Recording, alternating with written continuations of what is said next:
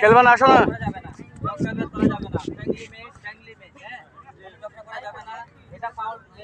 যা বলে তা